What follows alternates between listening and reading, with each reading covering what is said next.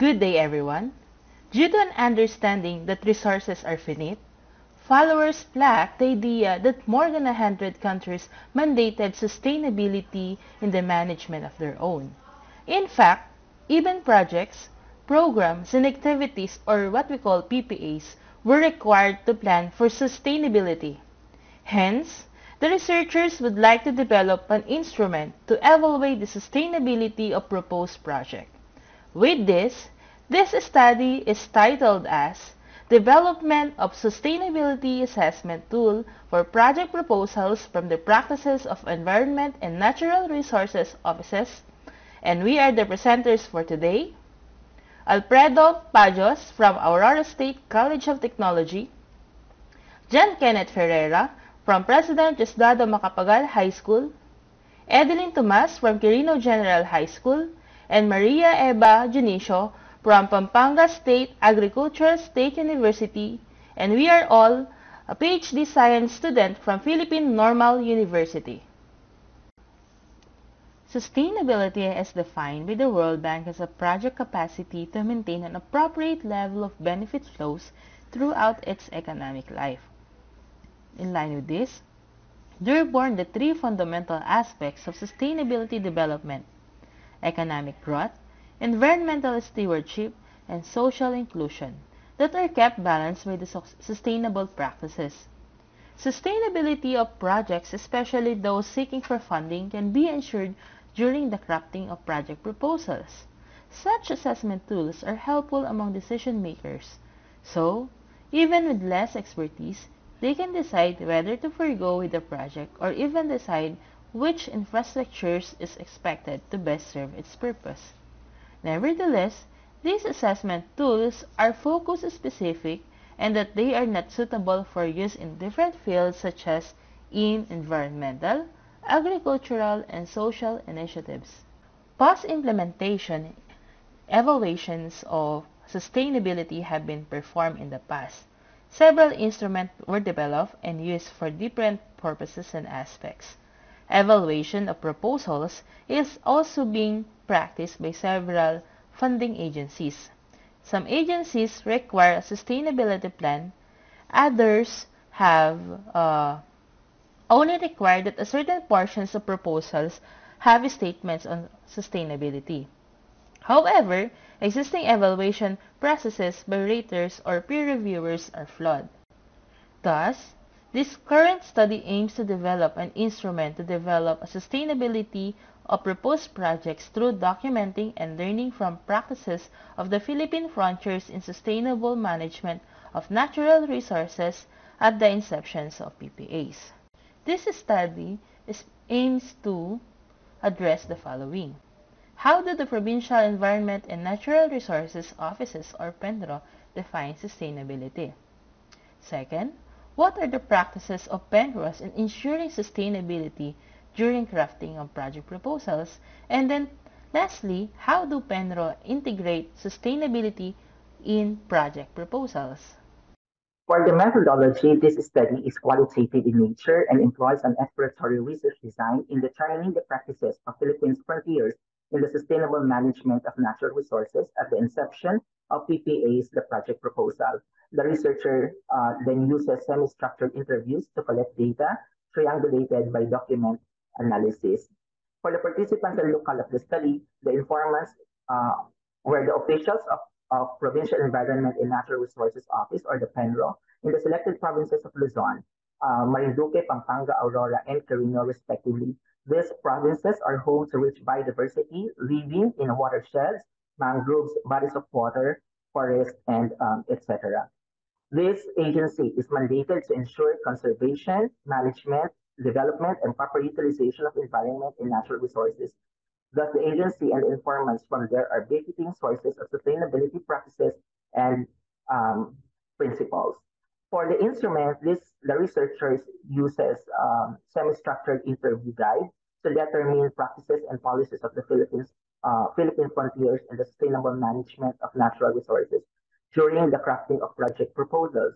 Most questions were predetermined and asked by all respondents in a semi-structured interviews, while some come spontaneously during a free-flowing conversation. Three experts in the field validated the interview questions, and then feedback and suggestions were carried out to finalize the interview questions. For the data gathering procedures, two qualitative data sets were gathered to satisfy the research objectives, the documents and interviews. We first expressed requests through sending a printed letters where we explain how we intend to use the data and how these can be kept confidential. And then three interviews guided. The semi-structured questionnaire were conducted through a video conference application available to the participants, while one interview was conducted in person. For the data analysis, interview recordings were transcribed verbatim by the authors. One informant preferred to be interviewed in English language, while three others answered in a mixture of Filipino and English language. The transcriptions were then translated into English language and had it checked by a local translator. Interview data, uh, the transcription was analyzed using the Clark and Brown thematic analysis method. This technique for recognizing, analyzing, and reporting data patterns or themes. Moreover, document analysis was used to examine the existing documents from the PPA proposals of Penro. This served as means to support data obtained from the interviews. The document analysis is a type of qualitative research in which documentary material is analyzed and particular research questions are answered using a systematic approach, according to Frey 2018. Our thematic analysis, triangulated by documents, revealed three major themes: the informant's definition of sustainability, their practices in crafting a project proposal, and the way they integrate sustainability in the parts of proposal. All of them commonly define sustainability as the continuity of benefits even after the project implementation. Further analysis of interviews and documents revealed four major characteristics of sustainable projects. These are continuous, beneficial, adaptable, and realistic. A project is continuous if it can withstand changes as well as political motivations and if the net advantage remains or is anticipated to continue, for example, from Petra and ISCO. The department's definition of beneficial requires that the project is long lasting. That is, the benefits are enjoyed even after the implementation. The documents they presented also showed that the projects they propose are geared toward social enhancement and economic self-reliance. During implementation of projects, informants experience heavy changes. Thus, they also assert the project must be flexible, that it can be adjusted. Analysis of documents such as project proposals shows they ensure their projects are doable, achievable, and its impacts are measurable. Three subthemes also emerge out of the practices in ensuring sustainability of crafted projects. They conduct research, consultation, and third-party validation. Their research involves biophysical, sociocultural, and economic analysis. Understandably, the most comprehensive of the office's research prior to crafting of project proposals is on the biological and physical conditions of project sites, since majority of their projects involve management and development of environment such as watersheds and agroforestry. Indeed, modification of natural landscape requires the most meticulous study to avoid ecological backlashes such as the negative impacts of establishing the Aswan Dam and the negative impacts of alteration activities by humans in the natural biological production processes. This is also evident in the project proposals they shared us. Second of the analysis being conducted prior to crafting of project proposals includes sociocultural dimensions. This initiative is driven by the department's desire to properly serve the people with projects or services they really need and would improve their lives. Further document analysis of project proposals showed that they conduct community profiling to determine population number and ethno-linguistic groups in the area. Such could be due to existing laws in the Philippines recognizing indigenous people's rights in their ancestral domains as well as recognizing their participation and expertise in the conservation and protection of forest resources. Although not explicitly mentioned during any of the interviews, it was very pronounced in all documents analyzed the studies on the economic situations of communities along the targeted areas of project implementation.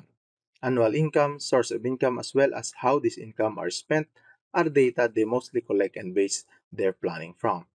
Penrose conduct regular consultative meetings with the stakeholders, the youth, religious sectors, government agencies, the academe, people's organization, and intended beneficiaries to ensure that the project would benefit the people.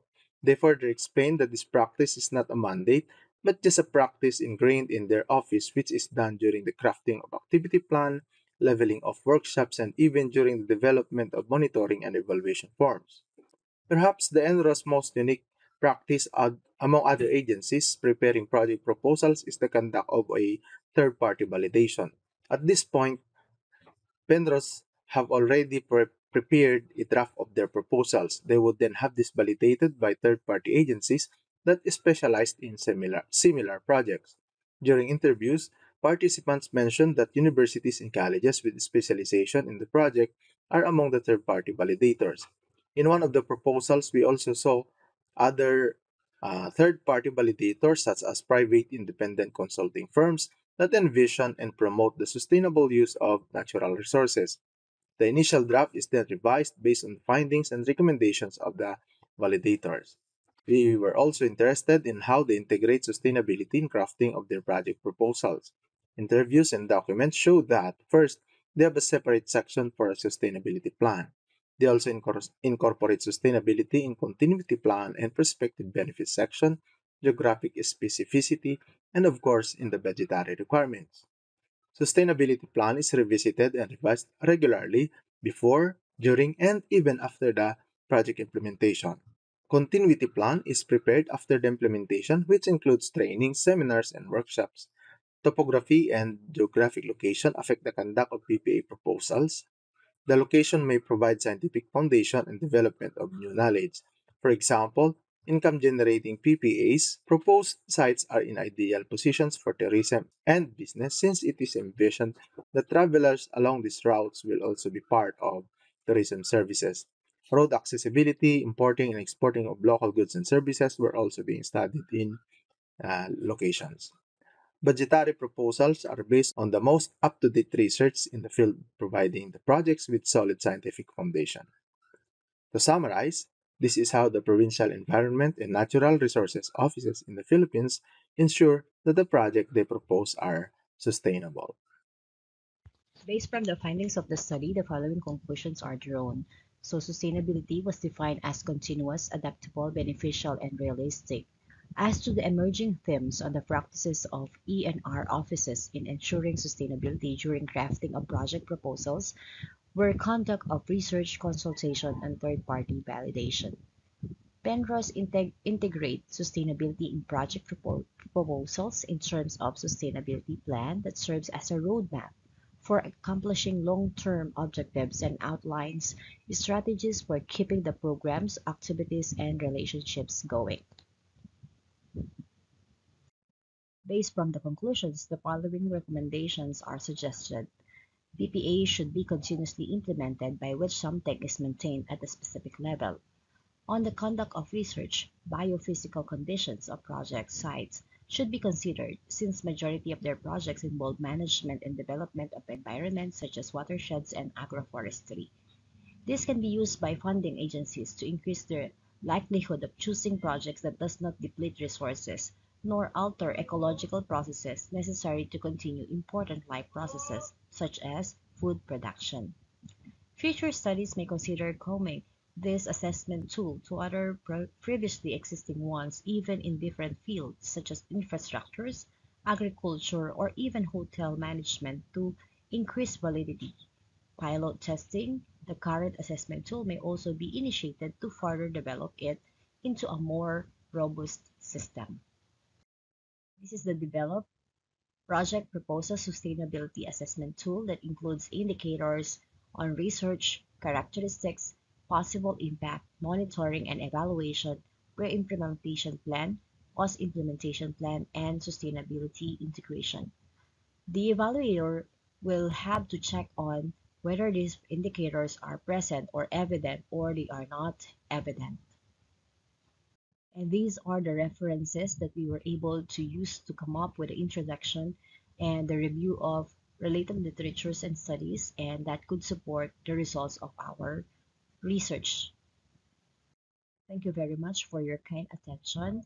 And we would like to thank you for sharing your expertise with us.